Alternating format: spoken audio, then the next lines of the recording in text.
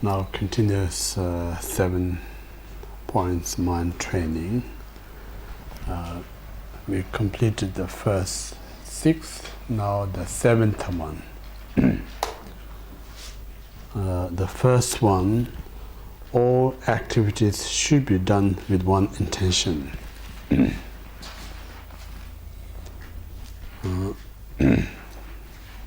So this time, this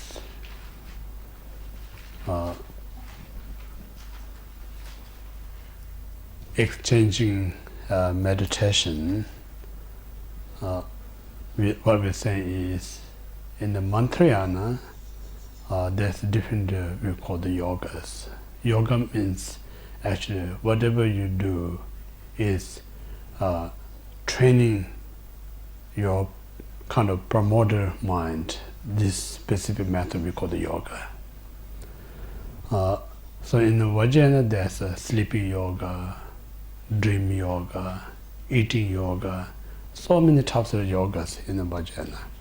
But this 7-point mind training only just talk about exchanging self and others. One cover everything. So that means when we enjoy food, for instance, while we're eating food, we can use that as a method to meditate, exchanging self and others. For instance, when we having 100 taste food, so yummy, so delicious, that normally as our habit, we get attached, so we want more. It brings delusion mind. So now that very food, instead of condition to create the desire mind, the moment you really enjoy, you feel like this food is like a divine taste. So that very moment, imagine every other beings may enjoy this type of food. Just instantly wish other have that kind of a feeling. It's important. And then when you eating, say, fish and chips in the beach, seagulls kind of annoying you. It's good to give a few pieces of chips, So while you're giving chips, imagine at this point, my attachment, my stinginess, I can't offer all my fish and chips, but I can give a few pieces. One day through this training, I may have a right condition to offer everything to all sentient beings. So this way, just even if you offering few chips, your mind trains. In future, I may be able to offer everything. So in this way, so similarly, you feed into a horse, cat, or birds. Even you feeding one thing, but in your mind, that moment is a right to train. So at the moment, I'm just feeding one animal. Through this practice, one day I'll be able to feed all sentient beings. So that's important. So that's we call that offering the enjoyment that you have into all sentient beings. Then it's not become like a desire, rather it's a path to gain enlightenment. Second, when you are having food and you find it's so awful, so bad taste, and usually what we do is complaining. We disrespect. Due to this, unnecessary, we're creating negative karma. Just having negative thought about the food rather than grateful. So this, again, that very unpleasant kind of a test. Imagine out there, lots of beings who experience similar tests, awful, whatever they're testing, what they were having. So all this just come up on me, this my bad test. So in this way, what you feel awful, instead of become cause of negative, make you upset, it become path to taking others' negative test to you.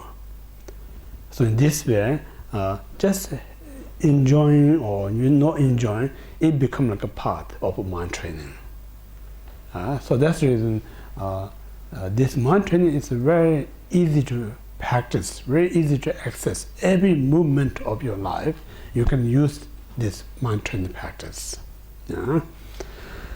Similarly, when you wearing some kind of a cloth or jewelry or anything, when you feel so pleasant, so proud of yourself, so in a normal sense, it brings again attachment. Oh, I have such a beautiful dress, ornament, so I'm the most beautiful than anyone else. That kind of a attachment, arrogant, all this thought comes up. So here, think, I'm so enjoy having this nice dress, nice jewelry, nice ornament. May all beings have this kind of opportunity. Have a nice cloth, nice ornament, nice jewelry. And then sometimes when you giving other new clothes, such as a beggar who need, or you giving a second-hand cloth or jewelry to someone, you may giving a certain person. Don't think about, oh, this is my loved one, or this is my friend. Just think of this as sentient beings. I'm offering this to this person. Through this practice, one day I may be able to offer cloth or jewelry for all sentient beings. And same time, it's important not just think I have this external things, I'm fortunate. This person hasn't got anything, so I'm helping this person. Don't think that way. Then it's again bringing some kind of an arrogant mind there. So rather just think, mind training is the hard practice of Mahayana. This is the path to gain me full enlightenment, psycho-sentient being. So this person who receiving my offering, giving me opportunity, such a practice, exchanging meditation.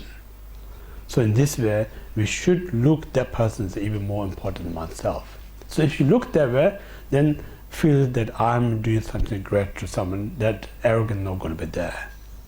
So in this way, the offering has become like a path. Or some other times you wear, because for some reason you can't afford to buy nice cloth, or not afford to buy nice ornament or whatever, you feel bad about yourself. Normally we get upset, we become grumpy, we're unhappy, we're fighting for the husband or wife because, helping me to buy this and that. That kind of a negative thought comes up. So in that circumstances, think about out there, how many beings wish to have a nice clothes, nice jewelry, but many of them can't afford. So those people also have the same feeling, what I'm going through right now. So in this very uncomfortable feeling, I'm going to bring all others uncomfortable feeling to me and may they free from that uncomfortable feeling. So in this way, instead of that you feel having got enough cloth or nice jewelry, not going to make you negative, rather it become path to gain enlightenment. So you can use that method. Then same way, all other activities, whether you're sitting, say, or I haven't got a nice chair to sit on, or cushion, someone else have a better than this and that, usually again there is an unnecessary cause of trouble.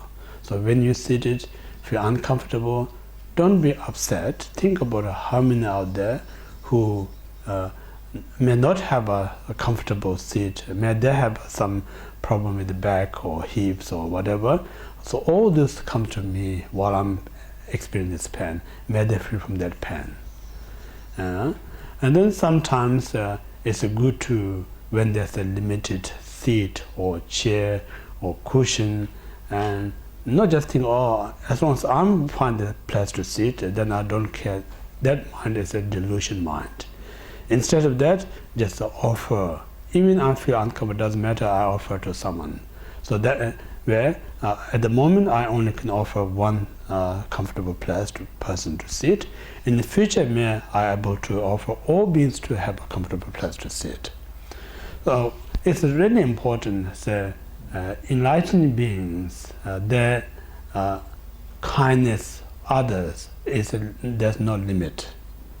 So where this limitless kindness came from, if you really investigate, it came from the training The right beginning when they are non-enlightened state. Just keep giving, keep offering, keep helping. So in this way, gradually it's accumulating. Gradually accumulating, then one day this person become like the kindness is limitless. Same as education, just enter into the institute or university. Soon you come out from the door, you become like educated. Not going to happen that way, Just go often there, do more study, then eventually year after year, year after year, one day you become graduated, Then you call professional, lecturer, whatever. So similarly, everything that we have the result accrued by its own causes. Without cause, there's not going to have all these great qualities.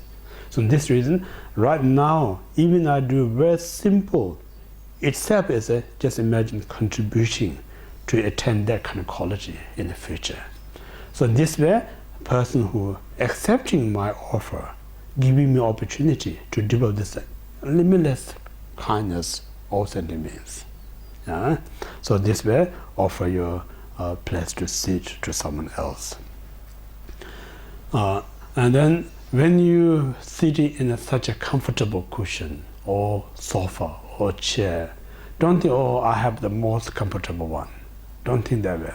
Because if you think that way, then when you sit next some other places, you're not going to find that comfortable. So this uncomfortable not caused by other chair or sofa, because caused by your mind. You think about at home, I'm so comfortable, now I come here not that comfortable. So the moment you have that kind of thought, it makes you more uncomfortable. So instead of that thing humming out there, who's sitting somewhere may have a lot uncomfortable. So all this uncomfortable come upon me while I'm feeling uncomfortable here. May they free from this uncomfort. So in this way, the very uncomfortable feeling used as a path to exchanging 7 others. So that's while you're sitting. And then while you're walking, same thing. Sometimes you feel great, and then just imagine everyone have that kind of feeling. When you sometimes walk, you get sore, you get sick, you get pain, and that time again you think about other, whatever the experience come up on me, may they free from that. So in this way, every kind of daily activities, whether we eating or drinking, or very nice cloth jewelry, or sitting, or walking, every movement we have a feeling. Sometimes a good feeling, some other time bad feeling. So usually this good or bad feeling cause or condition to develop this delusion mind. So this, since we learn this technique, every feeling of good or bad not contributes to delusion. Rather, all this become path to gain enlightenment. So if you can tune that, then nothing is you just That's the thing. If you know about the mind training, without giving up everyday activities, that very everyday activity you can turn into the path. So it's so useful, So in this way, people may feel guilt, oh, I can't go to the temple, meditate, because I have to do so many back at the home. They have a kind of a feel bit remorseful. But if you know about the mind training, you don't need to feel guilt. You don't need to feel regret.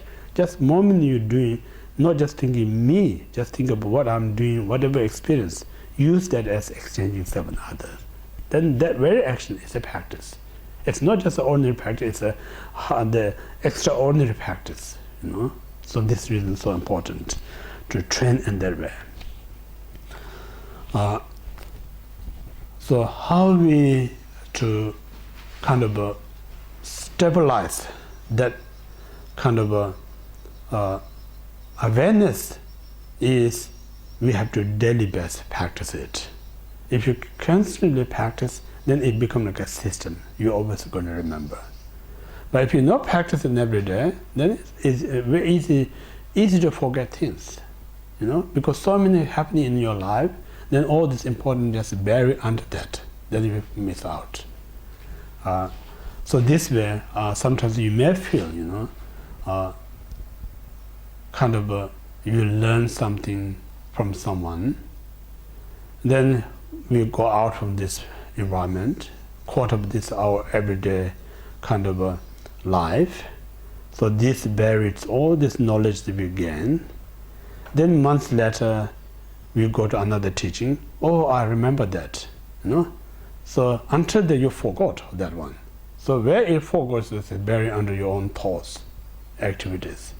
So in order to just trap under your garbage thought, if you use it every day, then nothing going to be lose that one, always remain. So it's very practical, So in that way, we don't need to stop doing what we're doing, but every what we're doing is a part of the gainful enlightenment. It's so useful. So this we talk about. All activities should be done with one intention. So it means like everything that we do, so just in sake of to meditation, exchange itself with another. If you can turn that, then nothing is wasted. Every experience. So that's the first one. Now, second, correct all wrongs with one intention. This means when we practice this mind training, some or quite often, what we say, finding be hard, physical point of view, emotional point of view, mental point of view. So when you find hard, somehow we comes to mind, say, I'm going to stop, I'm not going to do this mind training. That kind of thought comes. So this very thought is obstacle to progress your exchanging meditation. Yeah? So in the mind training, the reason it become like a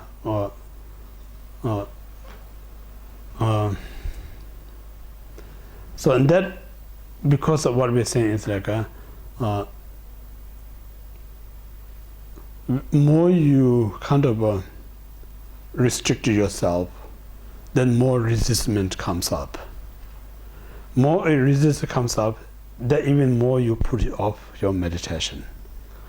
Yeah. So this is a common as a beginner. So that kind of obstacle, in a common sense, is kind of cause you to stop to practice Dharma. But in the mind training, that very moment, you have to think, how many out there as a practitioner having same feeling due to their pain or resistance, uneasiness, may develop this thought, say, I want to stop. That kind of negative thought arises. Even if we have a kind of small group, if you share how do you find about meditation, everyone is going to say, meditation is okay, but my hip's not working, my back's not working, my cushion's not working. Something to complain about it. That's common to everyone, all human beings. So this way, so all this, whatever the condition that discourage them to continuous practice, come upon me. This very my discouraging state of mind. So instead of this discouraged mind, obstacle to practice, it becomes like a path. Make sense? So in this way, it's so useful, rather than harmful, this discouraged mind. May they free this kind of a discouraged mind. So when they're free, they still can practice the mind training, exchange meditation. So this way we use. So what we say, like, this very discouraged mind, using through the exchanging, we subdued and use as a path. So that's what we talk about. Make sense? Similarly, you can talk about when you study Dharma. Beginning, we may kind of excitement, or you haven't heard this one. When you hear something new, you feel like I learn a lot. Then you keep studying Dharma, getting worse, deeper.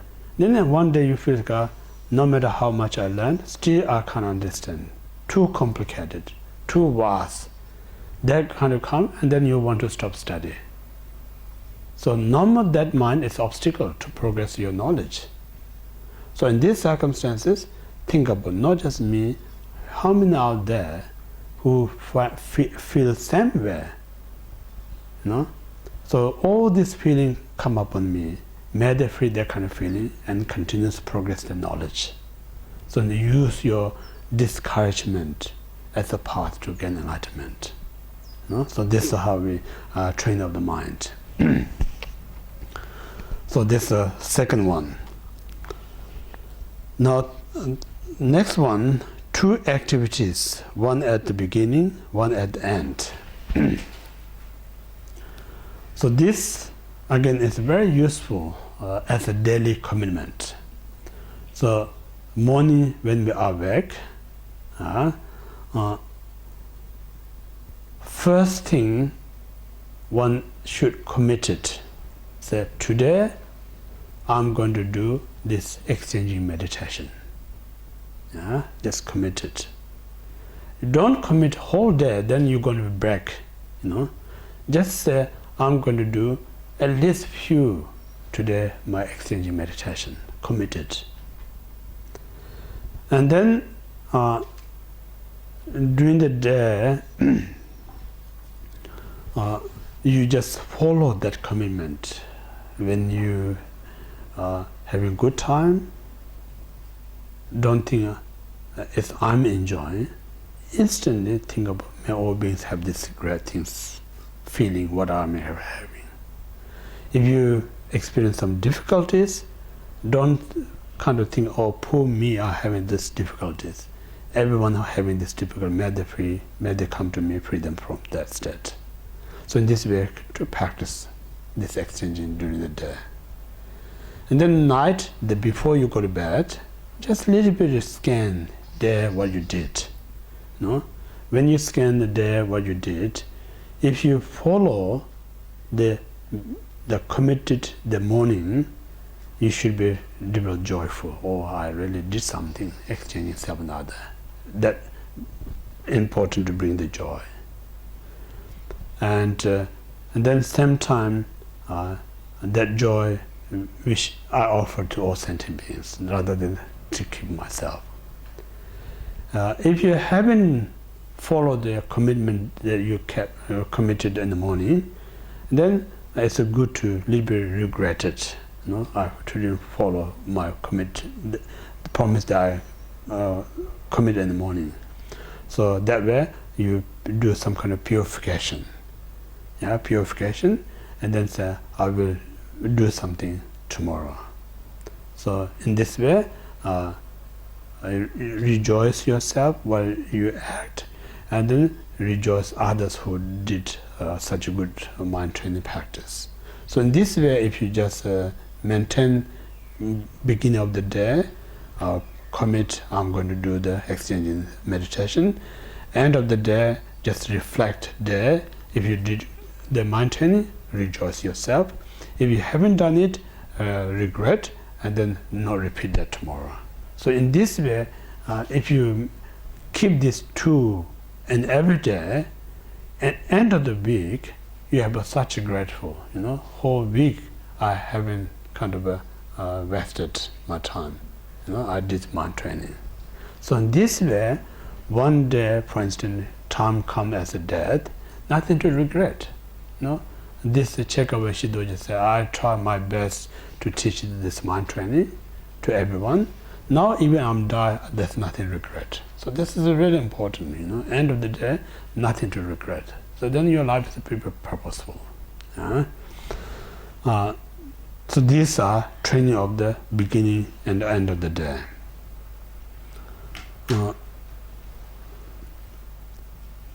So again,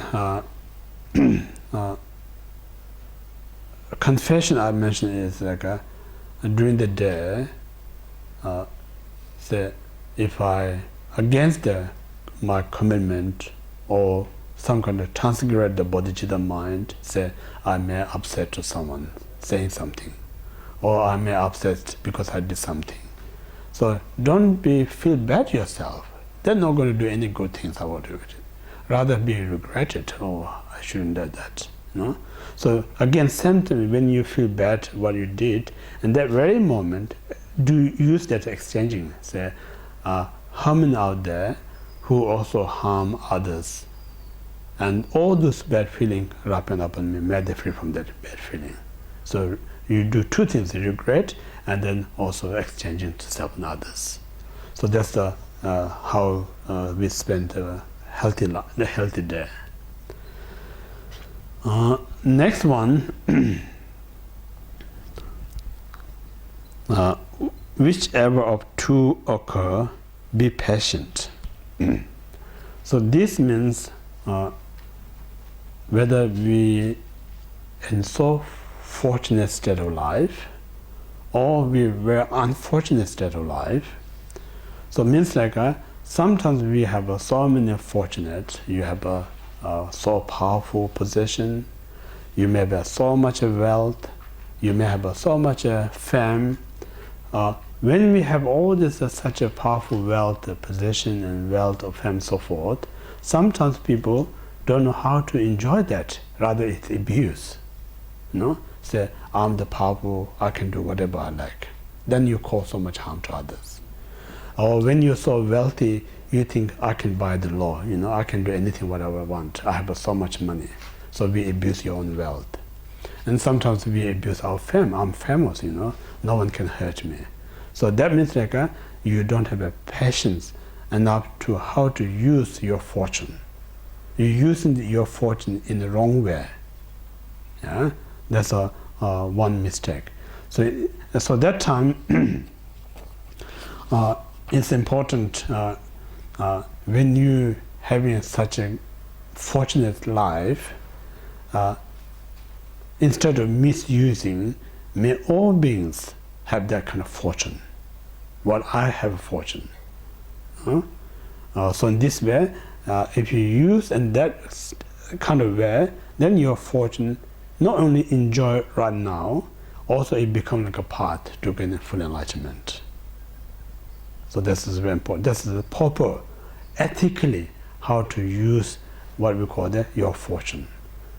Otherwise, we use our fortune unethically, and then instead the fortune makes you happy, it makes you more miserable. So this is unwise. Then some other times we have a lot of unfortune, not much wealth, no possession, no fame, then everyone kind of looks you down. It's a human, it's a very funny kind of a social environment, So someone who's famous, even he or she not do anything good for you, but so happy with the person. If he can talk to you, you're so happy. Even he look to you, so you're so happy. Oh, I must be special because this person looking to me. That kind of feeling arises. Then someone who's so poor, try to talk to you, you'll be resistant. Why this person come to talk to me? Kind of. Even this person has really want to talk to you, be nice to you, but because he or she is so poor, you don't want to be close. That's human nature. So in this way, even you in that position, people don't want to be close to you. Normally, of course, we get upset. We be so unhappy, we get depressed. So here mind training saying, how many, I'm the not only person who experienced this type of things. The countless other out there, every family, every society, every country, there's so many there, that type of person. So all these feelings come to me, what I'm experiencing right now. May they free from that kind of feeling. So in that way, your miserable feeling is very become like a treasure. So in this way, what I previously mentioned, we need to have a wisdom mind, so important. If you have a wisdom mind, that wisdom mind, nothing that going to abuse. Everything you have in your life, good and bad, turn into the treasure. So that's just so important. Yeah. So this how we talk about be tolerant. When you success, you should be tolerant. when you not so success, be tolerant. If you not tolerate, you can abuse success. If you not tolerate, when you have a difficulty, it makes you anger. So if you have a tolerate, then nothing is harms you, but lots of benefits. Now next one, observe these two even at the risk of your life. So this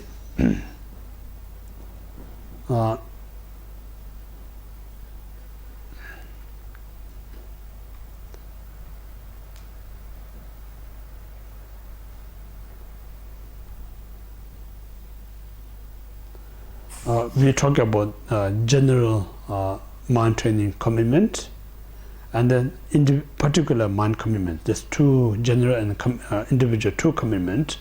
So it means like a mind training commitment, you cherish more precious than your own life. Yeah, more precious than your life. If you go beyond the commitment, what we say again, then you're breaking the commitment. Yeah. So in this way, make sure we not break the commitment. So commitment means like any circumstances, whatever state of your life, all the circumstances use as a mind training. Yeah. Instead of you take granted out of it. So your own benefit. The moment you use these things, your own benefit, then you break in the samaya. Yeah. Breaking samaya not means kind of I break the law, now somebody is going to punish me. That's not the way of thinking. What we're saying is when we, whatever circumstances, divine state or very helpless state, the moment you think I'm helpless or I'm kind of divine state, that very mind is going to harm you, nothing else. So this we call the breaking samaya. Make sense or not? Does it make sense? Does it make sense? I'm saying like when you in the divine state, yeah. So instead of I'm such important, then you're not wishing others to have that one. So that time you're breaking the vow, yeah, because you take it yourself, personal. So this weird thought. One day you see someone's more divine than you, you're going to be upset. Or when you lose, you're going to be upset. So what makes you upset is your perception, think I'm the most important one. But if you have that mind that I'm as a divine state, which all others have this one, then someone who has a similar or greater, it doesn't make you upset, it makes you more happier. If you lose that one, also not going to make you upset, because how many people out there who lose in their position, may all this comes to me and may they free from that state. Make sense or not? Yeah. So in this way, commitment is like what we're saying is a where we thinking. If we think it the correct way, it brings us a positive result. If we think in the wrong way, that very thought brings us negative things. Yeah, so that's what we call the keeping samaya or breaking samaya. Now next one,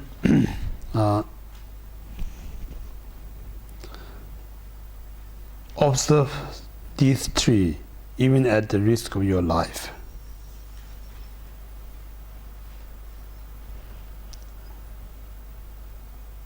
I think that's the same, I'm not sure.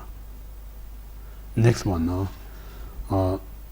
Train in the three difficulties, this one. Yeah, observe these two even at risk of your life that we already mentioned. Now next one, train in the three difficulties. Yeah. So this, what we're saying is, in the beginning, it's very hard to remember the antidote when defilement arises. And the middle, it's very hard to stop the defiled mind. And end, it's very hard to uproot the defilement. So I just go through this again. In the beginning, when anger arise, or desire arise, or jealous arise, at that time, that very moment, it's very hard to remember the antidote, such as a lesser desire, patience, rejoice. This is very hard to come, hard to remember. The reason is the habit of our thoughts. So used to writing these things, so powerful, this thought. So the moment this powerful thought comes, it dominates your mind. Therefore, it's so hard to remember antidote that very moment. No? So in this way, we kind of fail to overcome that kind of state of mind. So always that punishing our mind. Many of us know or feel that way, you know. For instance, when we in a teaching environment or practicing environment, because environmentally help us to remember all the good things, our mind's pretty safe. Then the moment we go out away in the ordinary world, sometimes we as a Dharma practitioner worse than someone who not practice Dharma. You know? So reason is, I usually say, people have sayings like, people who go to the Dharma center, they all expect the nicer people. I say people who go to the Dharma practice actually worse one, because the reason they know I have a difficulty. So taking refuge, it's the right place to go. But that means like not everyone is the always kind one. You know, the difficulty one. So that's the reason seeking some refuge. So you can see different levels of people in the center. Some of them, because of well-trained, so kind. Some is untrained, still as a wild. You know, different types of people you're going to see in the Dhamma centers. So anyway, it's out in the ordinary world, very hard to remember this antidote. So that's the reality of beginning. It's difficult to apply the antidote. And then second, even if you remember this antidote, such as the patience, rejoice, appreciation, just few is not enough to stop these thoughts. You know, still keep coming up. Even when we think about these things, still this thought comes up. So it's very hard to stop in the middle to this delusional mind. Then we try so hard, apply this antidote, it may stop. Yeah? But it may not stop, but it not last long. Then some other condition rise, it comes back again. So it's very hard to stop the continuation of the delusional mind. So this is the reality of what we're challenging, the emotion or delusion. It's so difficult challenge to remember in the beginning, antidote, in the middle time, even you remember, it has hard to stop. And then third, even if we manage to stop, then it comes back again. So in this way, what we're saying like what we're saying is like the except again we can use as a exchanging meditation, you know, based on my own experience. Then I realize how many out there having same experience. All those experience or disappointment come upon me. May they free from that. So you can do exchanging things. So now we need to kind of reason with we need to commitment is like this enemy is very hard to defeat in the beginning because hard to remember the antidote. In the middle, it's very hard to defeat because few times remember it's not going to happen, help to stop. And even when stop, it comes back. So this very challenger enemy, I really need to commit it to defeat this one. So even makes it more promise. It's also important. So in this what I'm saying, sometimes I'm saying, if you think about yourself, your own situation, it may kind of cause you a little bit discouraged. I try so hard, but seems like I'm not working, not so successful. So that way, you may think, I'm not going to be successful in the future. Possible that thought comes up. So instead of focus yourself, it's good to think before us, many great practitioners. Yeah? Those practitioners went through that kind of a what we call the crucial moment, where they should be continuous or give up the Dharma. They went through exactly what we're going through right now. But people who failed that moment still remain as ordinary beings. People who, that crucial moment, still committed, fighting with the delusion, who success, they become like great beings. Yeah? So in this way, if I'm failed now, I may remain in this state for a long period of time. If this crucial moment, if I'm strong enough, fight with this, I defeat, I can be one of the same as the previous great masters, great meditators. So in this way, we need to, if sometimes we look at someone else, it may encourage us. No? So this is important. So this way, the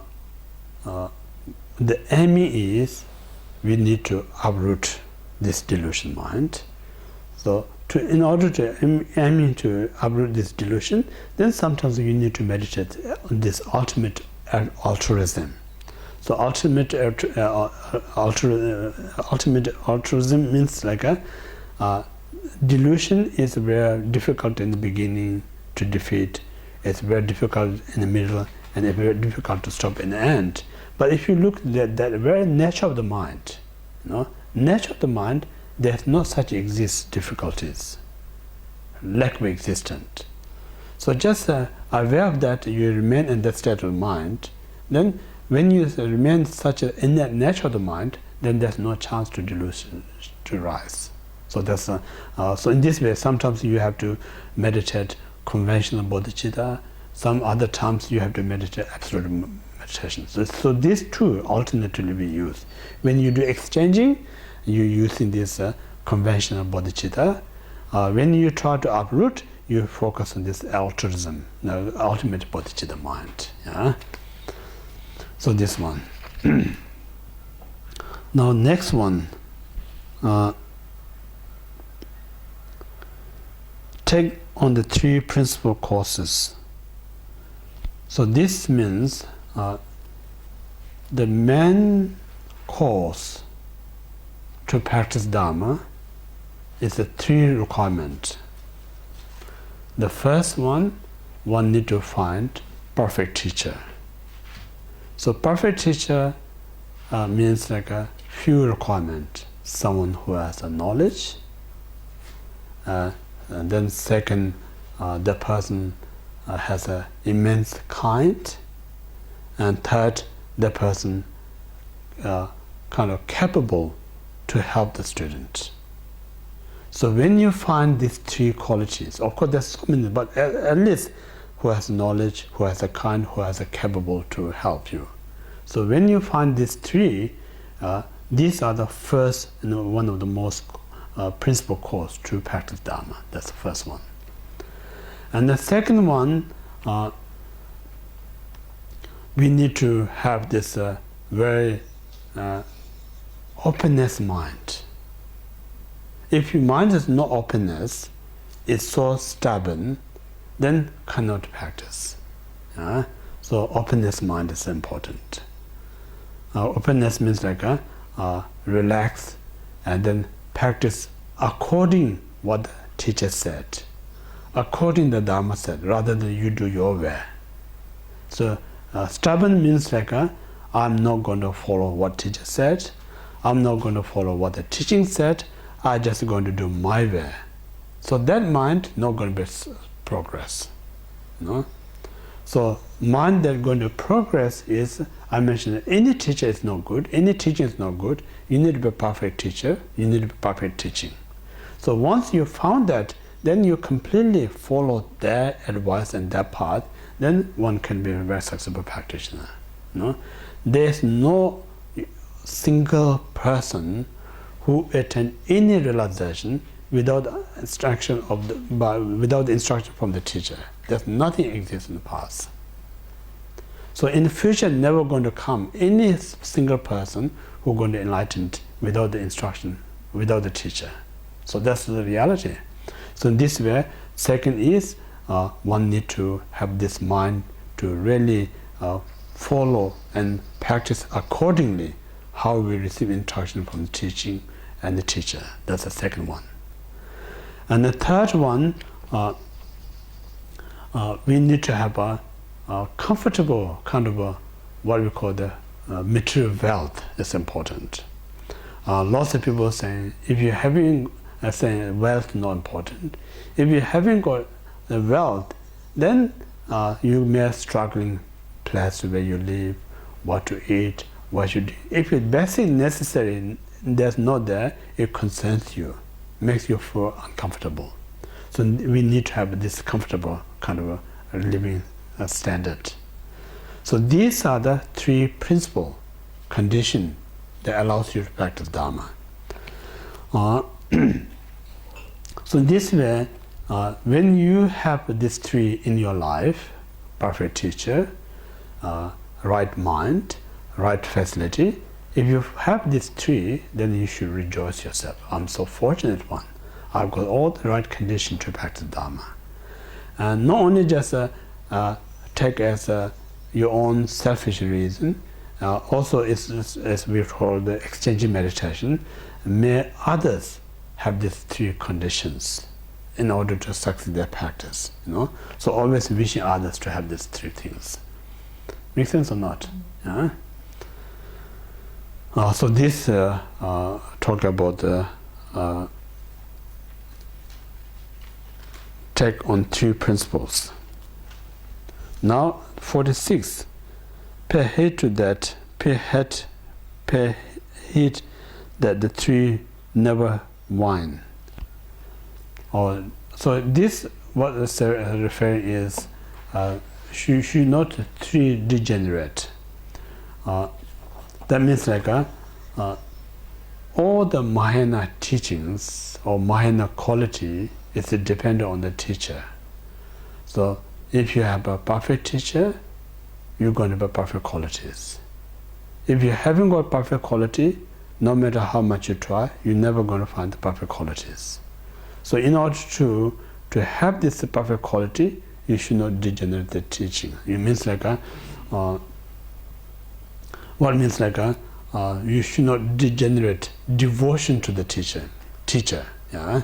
If you not devotion to the teacher, what I think this is a kind of a important issue. Devotion is devotion. What it's saying is like same as I say, when you invest money to the bank, it's a form of devotion because you need to know the bank that you invest. If you don't have a devotion to the bank, you not trust that bank, then you're not going to put the money there, you're not going to make any profit of it. If you're really reliable bank, then you put money there to invest. So that will really help you to kind of multiply the profit. Yeah. So similarly, the teacher is like a banker. So this banker, if you believe everything he or she said to you, then you just do according that way. That's the way to progress your own knowledge. All the quality comes. Yeah. So if you haven't got the devotion, then you not trust the teacher. If you not trust the teacher, then there's no other way to invest by yourself. Then nothing to progress. So that's the reason the first is not degenerate the devotion to the teacher. That's the first one. And the second one, there is so many kind of paths or practice in the Mahayana path. Among them, the most essence of the essence is exchanging meditation. So if we degenerate the enthusiasm, joyfulness of this meditation, then we're not going to be successful. So we should have a sense of such a great joyful mind to having this opportunity to practice mind training is so important. Yeah? Again, it's not we talk about in terms of a religion point of view. We're not talking in terms of a culture point of view. We more talk about in terms of a practical point of view. So practically how we can talk about is the we as a samsara beings, our delusion mind, food not going to fix this problem, money not going to fix this problem, family not going to fix this problem, any other things not going to fix this problem. Yeah? If those things are going to fix this problem, we already fixed. We have all this, not only this life, many lives in the previous time. But none of them really fix this problem. Still be ongoing this problem. So now only things that fix this delusion is Dharma, that we practice exchange. So that's the true medicine. So when you found at last medicine that really can cure your disease, why we not be going to be such a great celebrate? You know? Why we not bring such a great joy? So in this way, if you know about that, then it's not kind of pushing yourself to force to practice Dharma. That feeling not going to become. It's not going to come as like oh, I have my commitment. If I don't do that, I feel bad. That feeling not going to be. All it's doing is nothing to please to anyone. It's just sake of your own healing. No, these things in the run need to really realize it.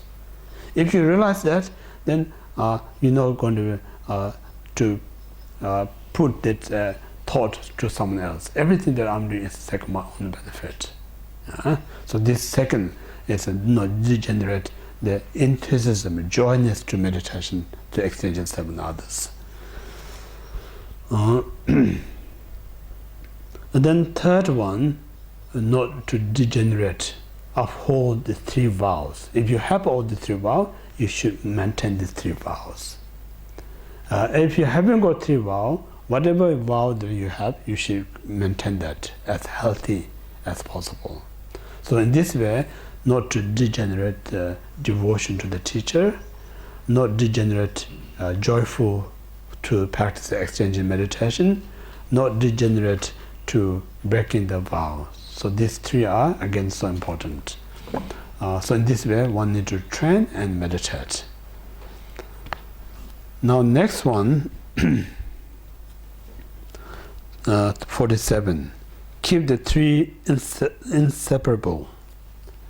So this saying is one must abandon all the non-virtues that commit body, mind, and speech, and the things that we should not parting from our life is the three virtues. We should never allow to parting from virtuous mind, virtuous speech, and virtuous actions.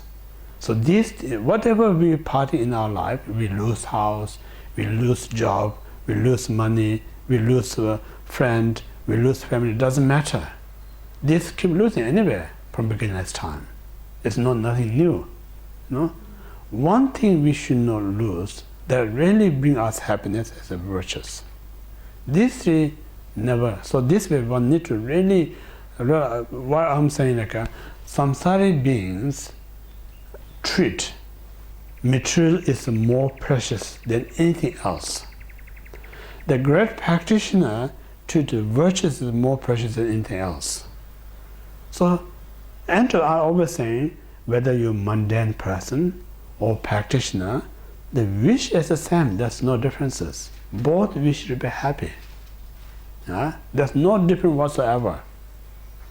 But the difference is the practitioner knows exactly what causes happiness. Ordinary being fail to recognize exactly the cause of happiness.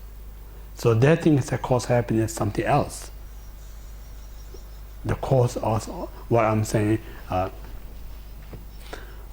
in the Dharma, I say like the definition of the virtues is when you commit that action or thought produces your happiness. So this is the definition of the virtues. So in that sense, object that we believe going to make me happy, that very object is not virtuous. Yeah? So something is not virtuous, they don't have a kind of what you call the potential to bring any happiness out of it. So all this logic where if you investigate, the true cause of happiness is a virtuous mind, body and speech. So in that point of view, so great practitioner never allowed to lose these three things. Even I think one of the sacred great Khenpo, late Khenpo Ngawang, when he was in the prison during the Cultural Revolution, and someone asked, what you found most fear in the prison? And then he said, most fearful one day he had some kind of a trouble with the one prison guard. So a person who asked the question thought this prison guard may going to kill this Khenpo. So normally means the fear means like somebody attacking me, I have a fear. So that thought maybe he may be fear because this prison guard going to punish or torture to him. But actually not. He said that one day he almost gets anger towards the prison guard. Just he says his anger is more danger than someone punished to him. So that's a practitioner point of view. The prison guard can torture your body, makes you suffering, but cannot cause you in hell realms. But your own anger can cause you hell realms. So that's the reason the practitioner say my anger is more danger than the person who actually tortured me. You know? So we ordinary beings don't see that way. You know, we see the person who causing me torture causes me fear. My anger is more like a protector, defensive. You know? So complete opposite way of thinking. Make sense or not? So in this way, we should not part in these three virtues: body, mind, speech. Yeah? So this one need to train.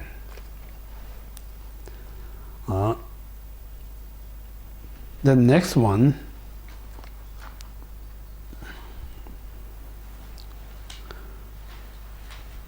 train without basis in all areas. That means when you do this mind training, of course in the beginning where you start, we always say practically you can start person who feels comfortable, or even you can start by yourself. Nothing wrong with it. But what we say, like your mind, when you do this meditation, object is all sentient being. Instead of that, I'm going to do this exchanging meditation, my loved ones, my friend. That is a wrong meditation. Yeah? So begin, you can start myself, my loved ones, but your goal is to meditate this exchange to all sentient beings, so important. Yeah? So in this way, if you meditate partially, say, I meditate exchanging to loved ones, not everyone, that's not going to be mind practice. Or you say, I can do this exchanging meditation, all sentient beings, but not to environment. That also not. So it means like everything, animate object, inanimate object. So everything, virtually everything, you need to, it's object of exchanging meditation. Yeah? So that means like nothing that left out. Sometimes I think we human being things, the planet we're living on is huge, and our mind we think is limited. In reality, our mind is far bigger than this planet, if you really compare. Much more bigger than this planet. So if you not use this mind, it's too small, even you can't feel yourself. So it's amazing, if you really don't train this mind too small, even you can't feed yourself. If you train this mind, it's big enough to feed all entire sentient beings. So in this way, we need to aware that the size of the mind is so important. Size of the mind is the same as like a sentient beings. The sentient beings, they're not limited. Our mind is not limited. But who make limited is our ignorance mind. So this ignorance mind, I only can do this much. I cannot do all that. So you're restricting yourself. You're stopping yourself to progress. I sometimes sharing with the people saying, somebody tells you you're not capable of this, you're not good about this. If somebody tells you, it may be offended, it makes you upset. But this mind keep telling me you're not good about it, but we don't ever get upset, we just accept it. So in that way, we need to aware what my mind telling me is not truth. If what our mind telling me truth, then there's no point to practice. I'm not going to be good anywhere. That's not the truth, because if I try, if I practice, if I study, it's going to be achieved much greater than what I expected. That's the nature of the mind. So in this way, we should not underestimate our mind. So important. So in this way, we need to aware the mind is limitless. So this limitless mind, object is limitless. So when we do exchanging to everyone.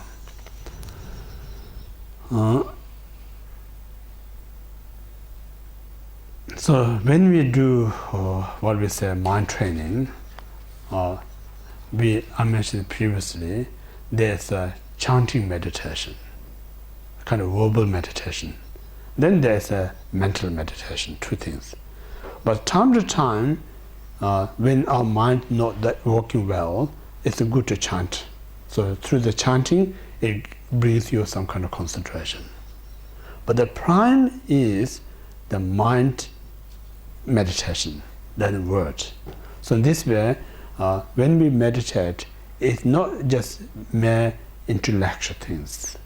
When we meditate, not just mere words, we need to meditate depth of our heart, something that really comes from your bone, from marrow. This kind of a feeling is so important. So it's become like a real kind of feeling, so important when you meditate. So this one. Next one.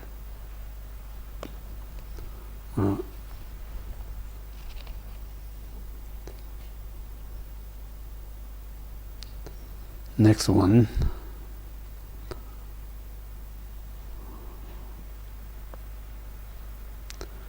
Always meditate on whatever provokes resistment.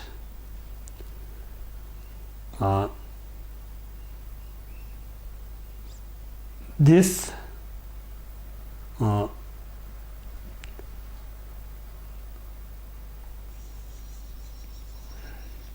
it's saying is the difficult object to do this exchanging meditation is the person you have a serious issue, who really kind of harms you, cause you so much problem in your life.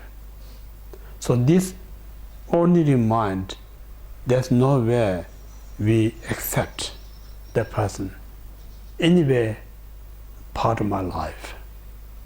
So strongly resist to do anything good about that person. That's ordinary mind. And then somewhere we talk about demon or evil, kind of a negative spirit who cause constantly interference or cause harm. It's very hard to be tolerant, very hard to compassion. But in mind training saying, those beings the most needed help. Because these beings, they're really suffering, tremendous anger, tremendous negative mind. So I mentioned a few times, if we think about the way they hurt you, where they cause the obstacle, that become obstacle to meditate love and compassion to them. So don't look at that part. Look at the other part. This very anger, this very negative mind, how much going to cause harm to itself, like animal or enemy or beings. More you think of that, more you think about that, eventually it brings you compassion. Poor this guy. So much negative, so much anger. So what he or she hurting me is very tiny. What he or she hurting himself or herself is, there's no way to limit. So the moment you realize your little bit of hurting is not means anything, you're going to be so compassion to that. Just imagine your love, beloved or loved child who's so unhappy because they're crying and kicking you. Yeah? So parents who so experienced knowledge, the kids kicking you, it's nothing, it's small things. But what's going on in the kid's mind, so unhappy. So when you think of that, the parent never going to get anger to the kids. Reason you know, because not only attachment, you know that the child is suffering. No? So this way, we need to look, we need to shift our focus. Instead of what he or she hurting me, think of that person's state of the mind. So that really opens your heart. Feel compassion to the person.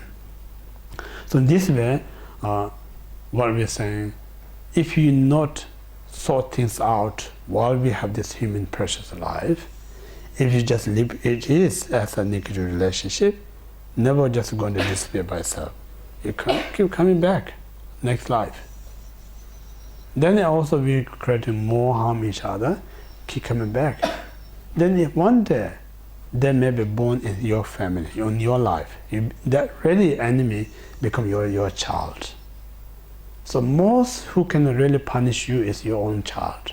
You cannot separate them because you think it's a part of my life. I have to, even though this causes so much suffering, there's no way I can separate. Normal enemy you can live separate, but your part of family is very hard to separate. So that's how we're born. Sometimes we say, why I have this kind of family, so much suffering. It's not just because they're constantly chasing each other. So that's point of view, so important. When you're born as a non-human, there's not much opportunity to fix their karma. We all know logically. So this human is a perfect opportunity to change that. So in this point of view, it's worthwhile to practice loving kindness. Yeah. So anyway, whole point is not just I'm doing to help that person, because this person is one of the most kind of important to fastest way to develop my love and compassion. And in that sense where this person who so much harm me actually more kind than my loved ones. If you really look another logic way, the person who most harm is most kind to you. Another way what Buddha is saying, someone who causes tremendous harm, just imagine that is fume. And then your love and compassion is like a flame. So more the strong, again, I are devastated. Every wood can make a fire, flame. Yeah? But every wood is not same. It's if you put soft wood, it still can make a fire, but the fire flame is soft. If you put some kind of the oily kind of tough wood, fire is much stronger. Yeah. So every sentient being is not same. It depends on whoever more strong emotion, the tougher wood put in your compassion flame is much stronger, more intensive compassion. So in that sense, person who have a problem is more important than loved ones. Yeah? Again, if you think about other perspective, due to this difficult relationship, Lots of people gain enlightenment out of it. Lots of people, due to this attachment, fall into hell realms. If you really think loved one, ordinary loved one, I'm talking about ordinary samsaric loved one, actually there's more disadvantage than advantage.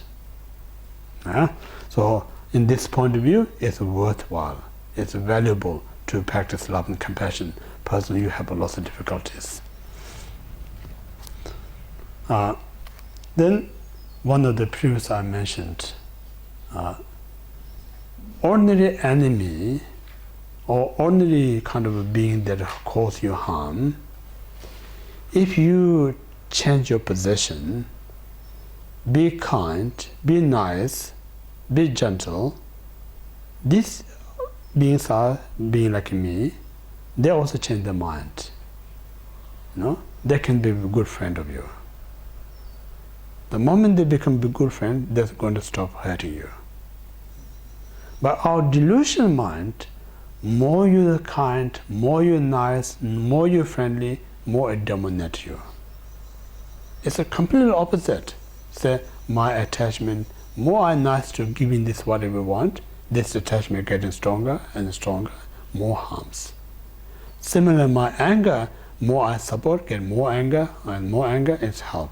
So inner enemy, more you're nice, more take advantage from you.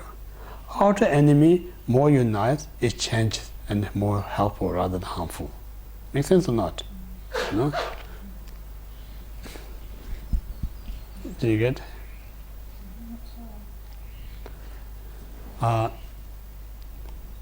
This, our inner enemy is a desire mind, attachment, anger. So if you're nice to them, listen whatever they want, then it's getting stronger and stronger.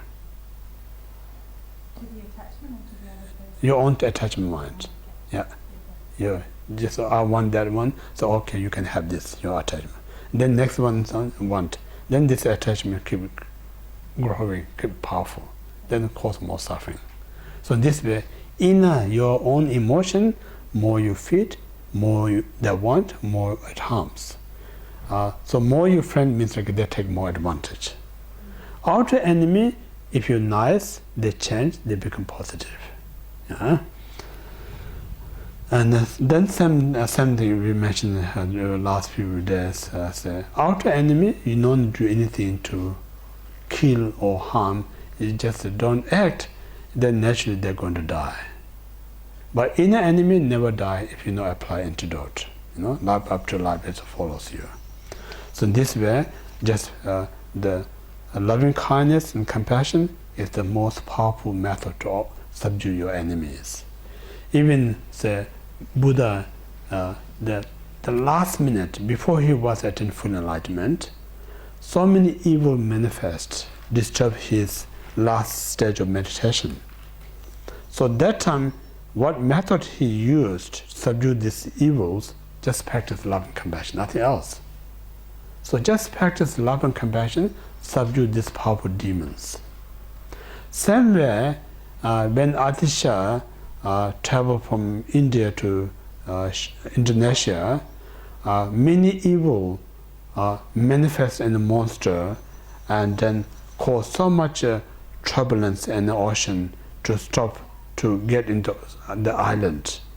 So that time, Atisha only way to subdue this demon through the loving kindness, compassion. He never got anger. He knows this as a manifestation of all these demons who dislike the Dharma, manifest in their kind of form, cyclone, such a monster, and stop, even try to break the boat. Whatever turbulence, his mind so calm and practice love, compassion. The reason is not self for himself. Not just because he practiced love and compassion to them, then they're going to leave me alone. That's not the reason at all.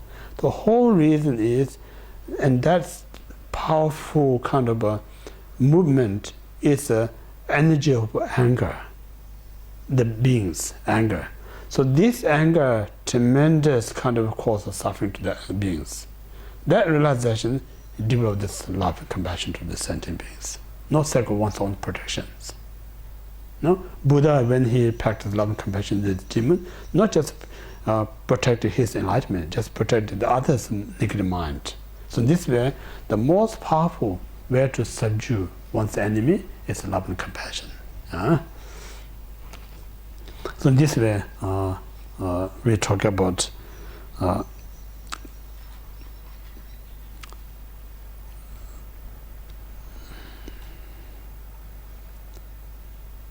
always where we are. 50. Oh, okay. Measure on whatever provoke resistance. Yeah, that's we finished. Now next one.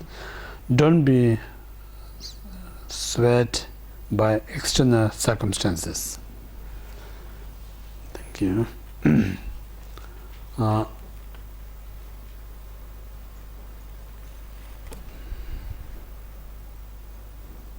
So this means like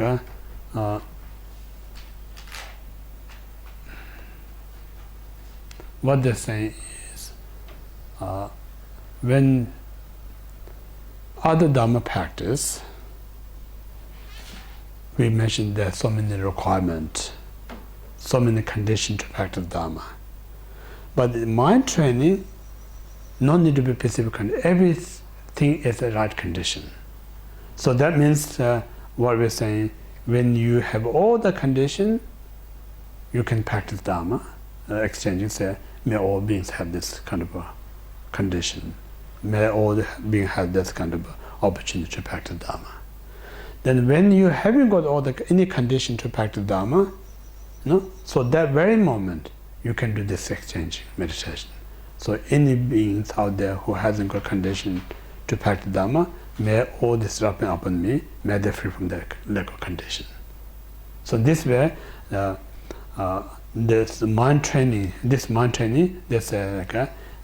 any circumstances you can practice, whether you're with the right condition or without the condition. So there's nothing that stops you to mind training, exchange itself and others.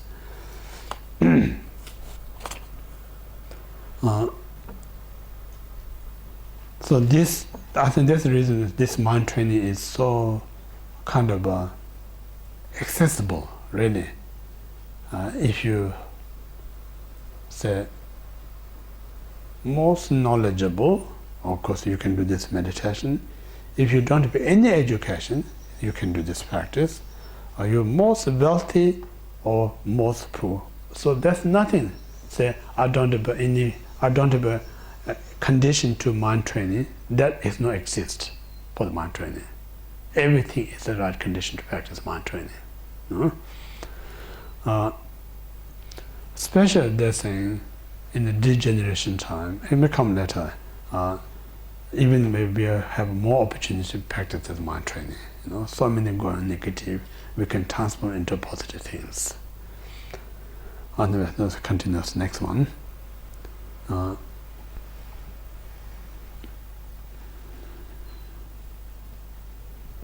51.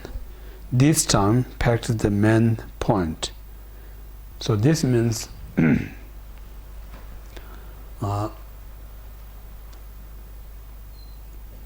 from beginningless up to now, how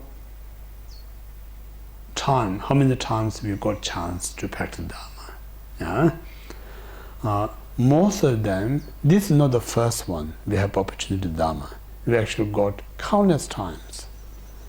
Virtually, we talk about Buddha Shakyamuni is the kind of third one, I think. Before him, two Buddha came already.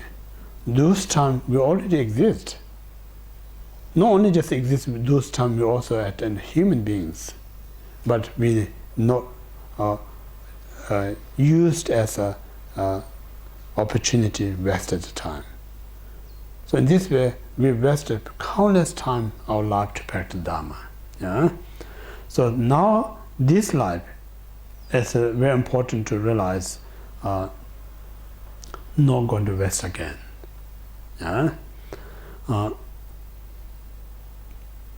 So in order to not to waste what we say, previously all my life is wasted. Now this life, the most difficulty to obtain is the human precious rebirth. I obtain this one, firstly. Secondly, even you obtain human rebirth, it's very hard to meet the teacher. Yeah, so we have a teacher.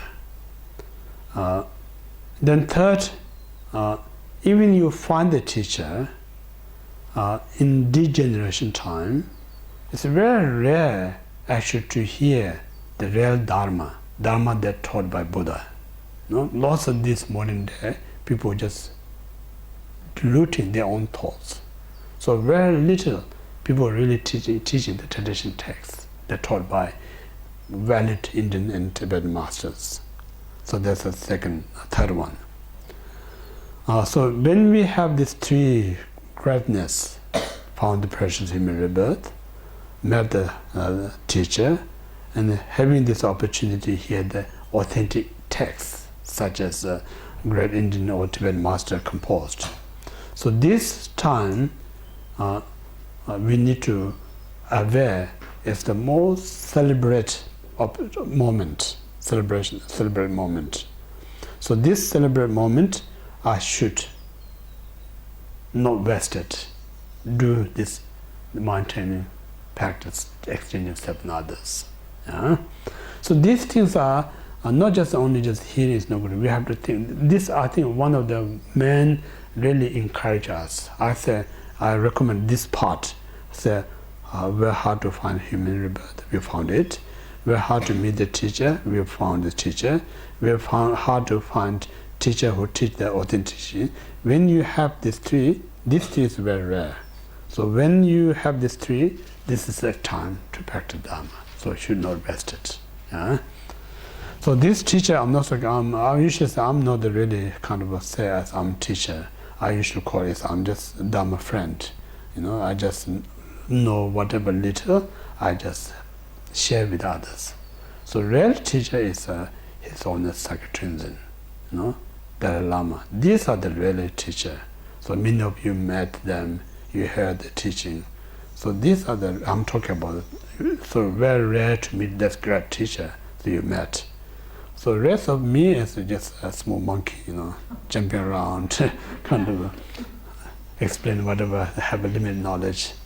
So not important. So I'm talking about the great masters. We met them and we heard their teaching very authentic. So that type of time is so rare, you know, so we should be grateful. And that means not waste that opportunity. Okay, so we stop here, then continue tomorrow.